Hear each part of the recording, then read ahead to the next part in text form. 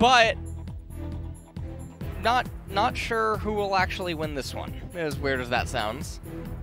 Reach and CuVee. I don't know what it is with the Mordekaisers today. They all seem to kind of fall flat. There are times where we're like, hey, Mordekaiser wasn't so bad. Yep. They needed some AP in the comp. That is not the case for Team Dynamics, who have AP and true damage.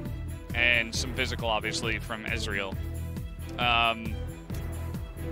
Definitely interesting to see him coming in there, especially, you know, we talked about some players like to pick for lane, some like to pick for the comp and the identity, but he loses lane.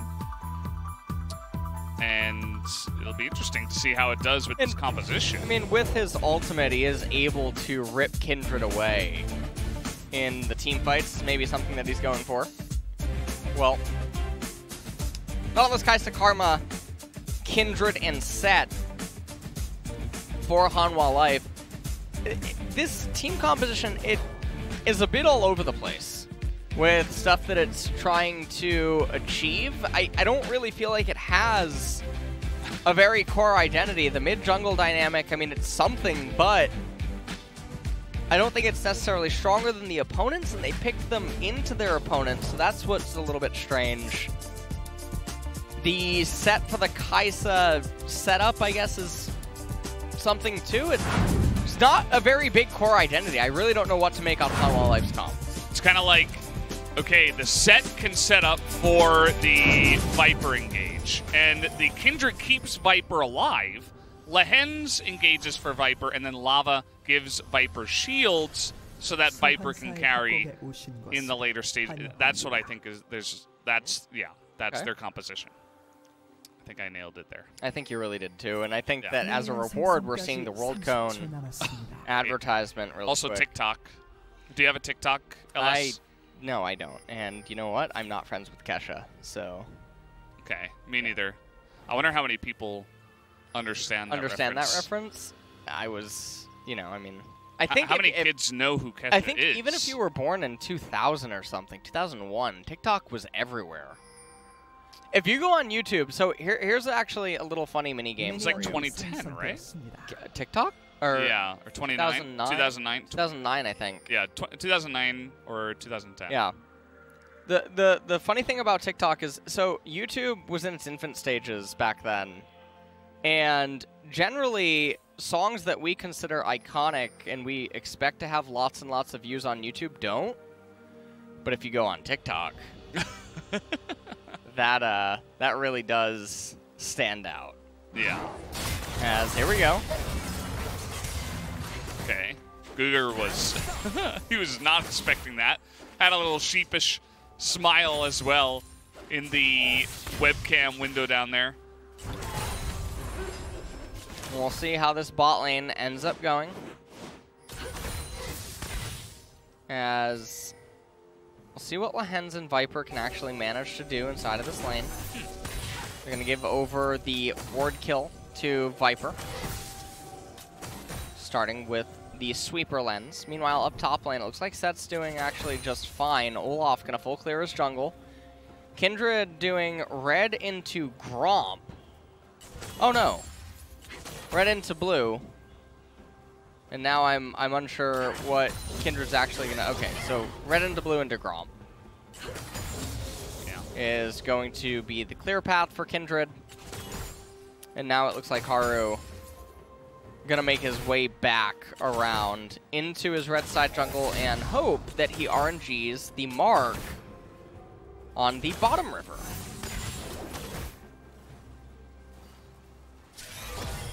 Yeah, I mean, that's always the role. You gotta go. You're either gonna get one or none. Usually in the beginning for the Kindred. I don't know what Beyond's doing. He's just running around in a circle, wasting a lot of time on this Olaf, and for some reason Kindred is outspeeding him. It's not a good look. Did he go blue, Gromp, red? Wolves, Raptors? No. No? No. Okay. And now he's going to run over to the left-hand side, and you can see Karma's trying to move over as well. They know Haru's here, and they also got the bottom crab. Okay, honestly, Beyond is... Yeah. Beyond anything I can understand. Okay. This game with the pathing. Yeah, I don't know. He looks a little bit lost, that's for sure. And he is going to get that first mark over to Haru, who is going to be spotted, at least. The flash in. They're going for this as Rich is looking to turn it around. Beyond flashes in, but you're up against Sett. I mean, you're not really going to win that trade. I think he should have just stood there and stopped Rich from dying instead of trying to get in and actually win the trade. Yeah, definitely a little bit strange. Now, Rich is coming back with double cloth armor. Sett is going to have a much stronger recall here in this lane. Lava just coming on over to the right-hand side, placing a ward down, has the Chalice. A little bit of magic resistance here inside of this lane. Are you seeing the CS? Crazy. He hit everyone under the turret. It was pretty nice. I was impressed. Well, Olaf is, he's not impressed as he makes his way back over to the Wolf Camp. Infernal Dragons, first one of the game. And CuVee has a longsword and a ruby crystal. Yeah. And so we'll see where he ends up going. I'm very surprised that he doesn't just get some form of magic resist early on, given that it's Mordekaiser and Azir. And so it's going to carry over even into the other later stages of the game. Hanwha Life now looking like they just want to pick up this Infernal Dragon very quickly. Seems like there's not going to be a response by Dynamics. Yeah, they don't really have any interest in getting in there and trying to take the Drake away. Even though they do have the Olaf in their comp, they don't really make too big of a move towards that. Beyond is just over here stealing some of the camps away instead. Gonna go ahead and take all the wolves. Doesn't leave a Bambi. Some nice vision control out of Hanwha Life after they take that Drake as well. They know everything that's going on around the bottom side. And we'll see as Beyond just takes the Blast Cone over. He's going to make his way now over to his Golems. And he's just trying to power farm on Olaf. Not really looking for anything else. It's another mark here. That's the second mark for Kindred. And things can definitely get a little bit chaotic. Getting 2 marks super early on. Cloud Dragon going to be coming up next here in this game, and not a whole lot is honestly going on. We might have to channel Vanilla Ice Cream at some point in this game. Well, speaking of which, they're getting pretty aggressive in the enemy jungle. I thought maybe they'd go for a little cheeky dive, but doesn't seem like it. Just going to take away the objective and be happy with that. It does feel like even though there's not much happening, the lanes are doing really well for Hanwha Life. Yeah. Bottom is winning. You know, Top's winning. Putting on that pressure. Top as well is winning as it should. Mid going even, but it's hard to deny an Azir from much CS, so there's that. Well, Rich is pushing in. It seems like he's waiting for this next wave to arrive, and then he'll just hard shove and crash. He did just let that cannon die. Yeah, I'm not really sure why he's playing as reserved as he is. Because Mordekaiser doesn't have lethal on him at that point. And Beyond is just going to land an undertow really quick. CuVee trying to get some intel for his team. Rift Herald finally has been spawned. So Beyond probably not even going to be able to actually take it with how the lanes are probably about to go and the fact that Lehends is on the left-hand side. So we're just coasting towards a pretty standardized mid-game. And all things considered, I mean, for somehow, some way, Rich has recovered in top lane. I don't even know how this happened. This doesn't make any sense to me. Yeah. I think it comes from CuVee's passivity, right? He's giving up CS. He's just essentially letting it happen, I think, in many different ways. As it does look like Team Dynamics, though, are letting the Rift Herald happen because of seeing Lehends being there very early on. They're just going to push bot and get some plates instead. So at the end of it all, Rich has now found himself with a CS advantage, even after all those minions are consumed. And deokdam and GuGer almost actually got 2 turret plates. So a whole lot of nothing happening in this game, and yet a whole lot of something. As Hanwha Life have lost all their real edges. Which is very strange. Okay, Black Cleaver on Sett. Yeah. Just take it away, Valdez. Wait, would you have rather seen it on the Kindred? Or you just didn't want to see it at all? Just don't want to see it at all. I mean, he's got Kindred and Kai'Sa, though. Doesn't that... Okay, well, we're going to have that discussion later, as GuGer might just die here.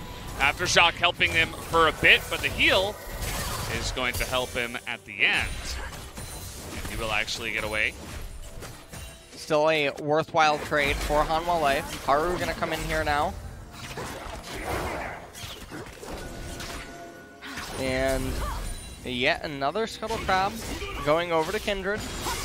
Been finding a lot of aid in that department. Almost has the Warrior enchant. I mean, Beyond does already have the Cinderhulk, so this Dragon with Galio coming back into lane and also having his ultimate available, it could go the way of Dynamics because Kuzan's going to come off of a teleport.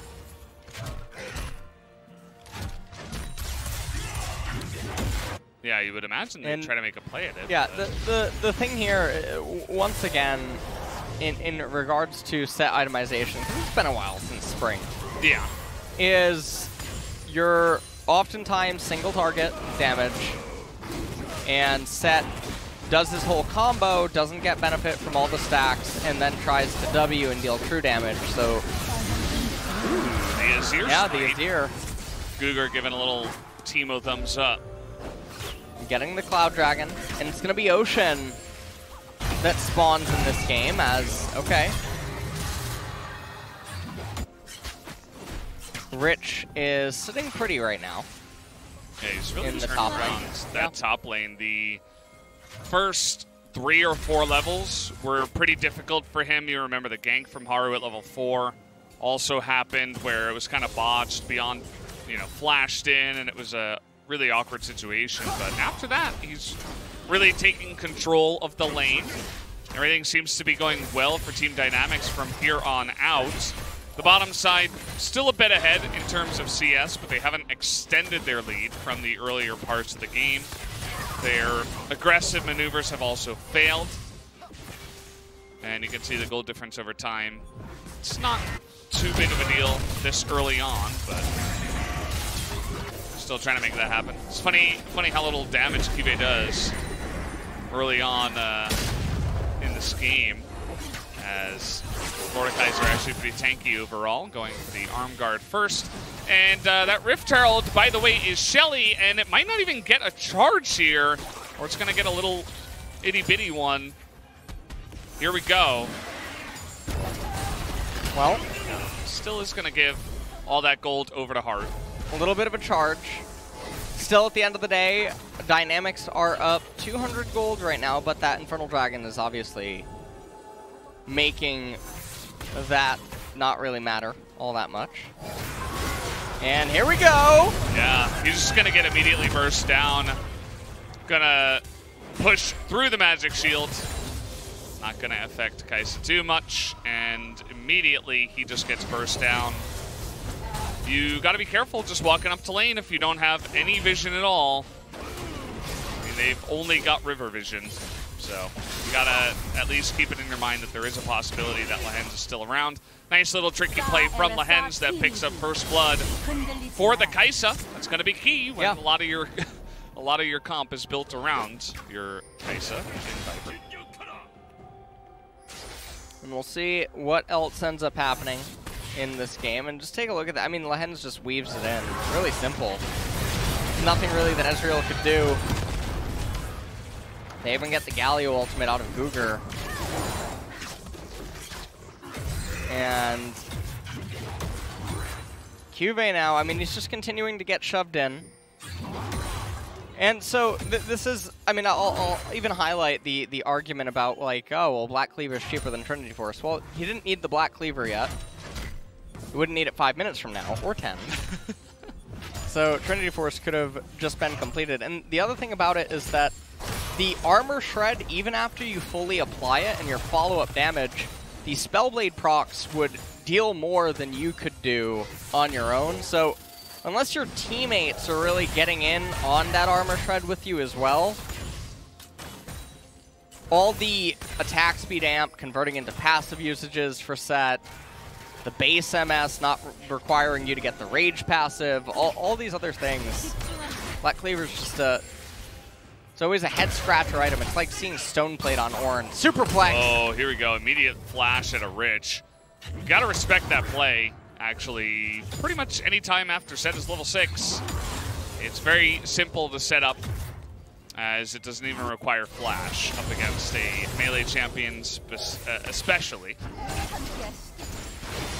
As there weren't any plates taken down, just 5 total, of which 4 did give gold. And this is one of the really cool things about Karma. She has 2 of her core items completed, when Azir has 1. Yeah. So 15 minutes, by the way. This is one of the super benefits of the way that she's able to itemize and how oppressive and strong she is with these items. So, Ardent Sensor, one of the most giga-busted broken items in the entire game. If you ever go and actually look at the stats and everything that it provides for the gold cost. Death Realm. Well. Yeah, Rich is not going to be able to find a kill. That, Barrage. yeah, it doesn't disable the turrets, guys. No? So. Oh, okay, they're just dead again. Probably don't Oh, want to that's so nice. They're going to get the knock-up on a both, and deokdam is going to fall low, but he actually does trade the kill back onto the Nautilus at least. Haru gets low as well. Woo! But everybody is going to survive here on the side of Hanwha Life outside of the Nautilus. 2 for 1, and they pick up the turret here for Viper. Yeah, so obviously this was not expected by Hanwha Life. They had the Kindred there with Lamb's Respite. And so probably not anticipating that this would be the end result. And now, Dynamics, they're going to come down, start the Ocean Dragon. Let's take a look at this replay one more time.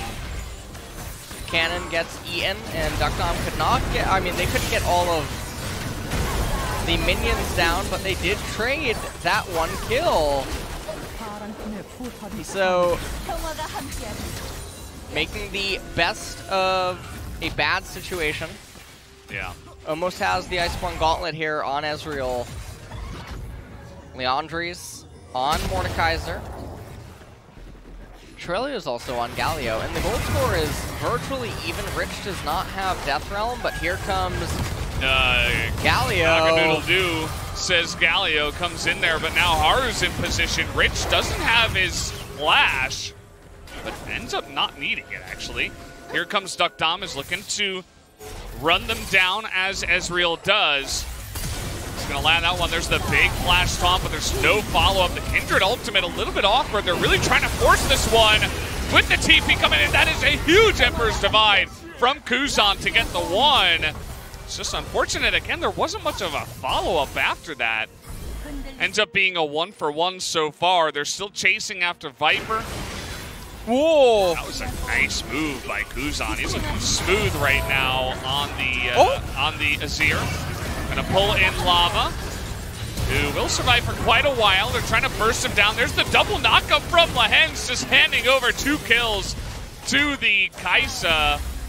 And now deokdam's in a really awkward spot. He should, okay, he's gonna be able to get away, but actually CuVee is going to put him in his own version of the Death Chamber.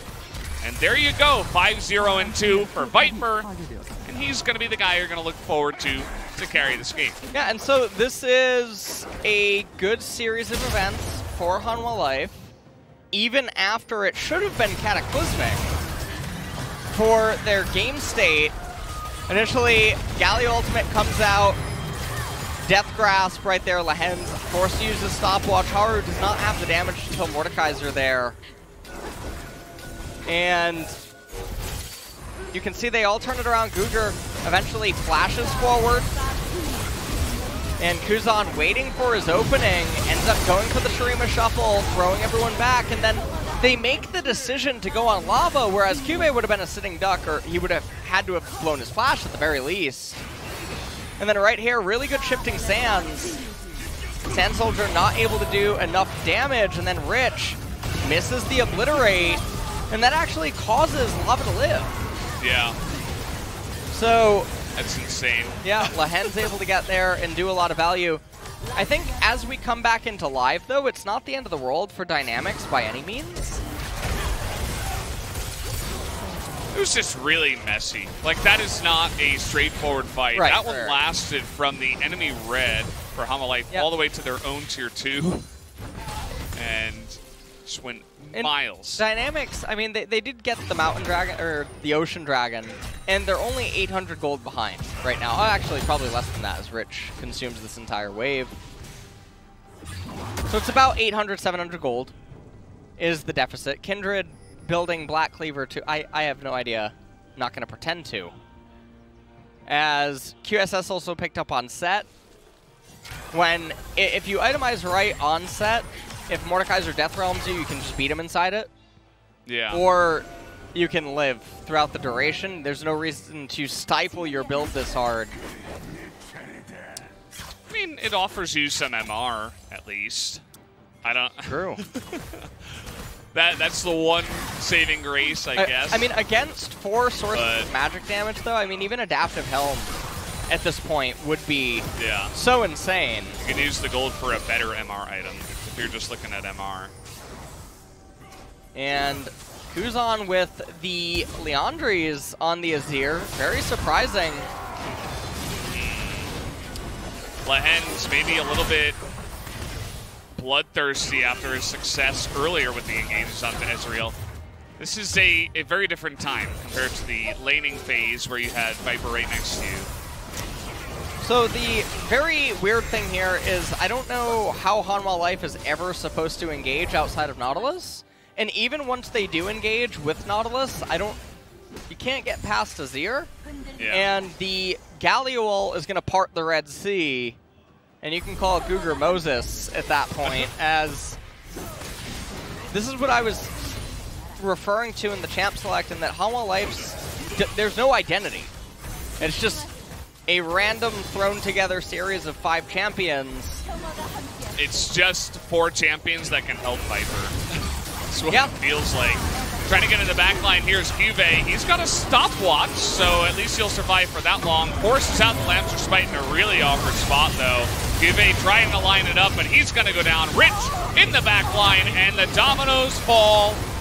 And down they go like flies, as is only Viper left available. We've seen this before for Hanwha Life, a very awkward engage from the top side of the map here, and Team Dynamics are just going to happily take that, run along with it to the Baron very early on. I think Kuzan has TP. Oh, 2 seconds. I don't know if he's going to use it. No, doesn't look like he's actually going to use it, so they're just going to let them get the Ocean Dragon, which I mean, obviously it's a bit of a blunder. You just saw they did not need every member there to get that Baron, so they easily could have prevented this. The Superplex by CuVee, I have no idea what he's doing. Absolutely none. Lamps fight comes out, Mordekaiser says, you know what, you're coming with me to the Death Realm. Yeah. Sett just goes down instantaneously, and Lava getting brought down too. I mean, Dynamics' champions are just better, pretty much. Better champs, better comp. And also at that fight, their spikes were so much more impactful on their champions as well. So now with Baron, they're going to have the opportunity to get themselves quite a lot of golden resources. Should be able to, at the very least, raise the tier 1 in mid lane, and Sett is now stuck on his itemization, by the way, because of the QSS. Yeah, good luck getting any other item. I mean, he's not even really farming. He's looking for a behind the back engage here. He's going to find deokdam, but immediately TP comes in. Looks like that might be Shirelia's there for the Galio. Just trying to push everyone forward. They're not going to dive the turret, but the engage is not going to work. At least they get the flash out of deokdam. We're looking on the bright side of life here for Hanwha Life. And the next item for Rich is probably just going to be completing the Zhonya's Hourglass, as he's been sitting on Seekers the entire game. Viper is at 2 items, waiting for the Miramana spike to kick in for the Kai'Sa. Not sure how far away Lava is on Death Cap, but this is going to maybe be mid-tier 2 falling. No. So, in terms of a Baron power play, it's not super massive. Really good itemization. By the way, Beyond picked up a Knight's Vow to make it so that it's that much harder for Kai'Sa to actually gun down one of the carries. Yeah. In the backline. So we saw in the last fight what Kai'Sa was able to do. I mean, again, it was a really awkward engage, but your AD carry has 3 core items, and he's 5-0 and 2, and still not really able to put a huge dent. I just imagine if it was Aphelios that was 5-0 and 2 in that situation. Yeah. It's like, you're going to have so much more success. Like Viper on Kai'Sa, he's going to have a lot more backline access, and if you're winning and you can, you know, get these very straightforward engages, then maybe, but in situations like this, the Kai'Sa doesn't look so strong. The reason that they're picking Kai'Sa is Kai'Sa in a vacuum answers Ezreal. The problem is that Kai'Sa answered Ezreal at a point in the meta where Death's Dance was not a thing. So, not only is Ezreal tankier than Kai'Sa remembers, this is not the same Kai'Sa from the heyday of Worlds in terms of the stats and how quickly she can come online and other things that are also prevalent inside of the meta. And so, even when she jumps into the backline, it's an Ezreal that has lifesteal, resistances, Frozen Heart even, or Iceborne Gauntlet, sorry. Yeah. On top of it all. And so deokdam's able to live a lot on his own, but then the Galio ult comes out, gives him Magic Shield. And how does Kai'Sa get an assassination off? And the answer is, well, she doesn't really do that. And then she's so short range as well. Hold on. Okay, trying to force this onto Rich, but he's Mordekaiser, so he can isolate himself. He's going to try to run out of this one. That's not the properly timed anchor. The dredge line will not land to GuGer, and they end up taking a lot more damage than actually Team Dynamics did at the end of the day. And they're still looking for that really great engage, but the last 2 or 3 of them have not really been so strong, to be honest. I mean, even with CuVee coming in from behind, isolating the AD carry, they still don't really have a follow-up afterwards, so it has looked kind of awkward with their composition, which is what we talked about. Now, at least for Hanwha Life, Team Dynamics aren't on sole point here, as they could have been. If they had just split up 3 and 2, you know, a tank and a couple of damage dealers, or 4 and 1, you know? Like, yeah, 4 and 1 would have been more than enough to just stall the Kai'Sa and then eventually reset and get to the dragon. Yeah. Really like this graphic. Yeah, we get to see all the cooldowns here. 2 seconds until the dragon's up. And it's going to be available now. And I mean, CuVee has not been farming for the longest time. He is very, very starved on economy. And obviously, that is unfortunate. They're pulling the dragon out. This will make Kindred have to commit that much harder into the pit if she wants to go for a steal. CuVee, I don't know what... All right, there it is. Trying to force it onto Kuzan, but he immediately is able to stopwatch and just tries to wombo combo, and Lava's just being pushed out of the fight entirely. Viper, once again, we've seen this so many times, he is left all alone, and at least Haru is going to avoid the sniperino there. As they're rotating mid. I think they can end? I think if all of them went mid right away, they could end. But instead, yeah, I think if taking the safe way out. Yeah, if they all went mid, I think they... Well, actually, you know what? Kindred would cast Lamb's Respite in front of the 2 Nexus turrets, stand in it, and just kill all the minions, I guess? Yeah. There are ways, I suppose. This is definitely much safer. Because you're already winning by a lot. Yeah, you're winning by so much, and honestly, I mean, that engage, it really just... It was the hallmark definition of what we were talking about, where, okay, Sett runs forward,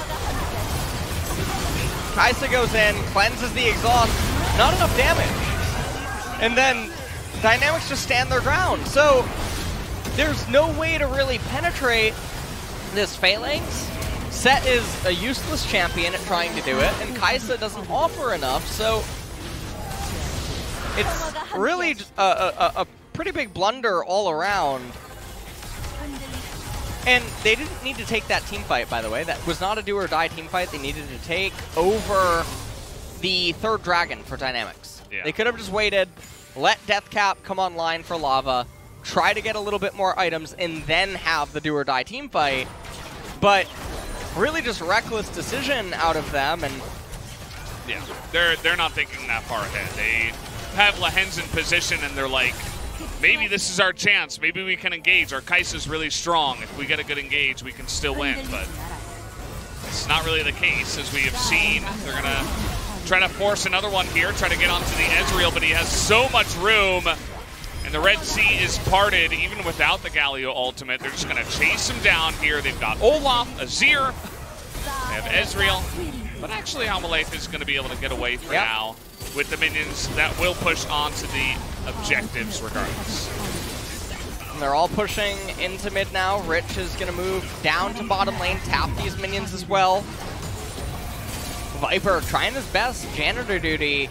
I mean, CuVee is teleporting. I mean, it just really won't work. Yeah.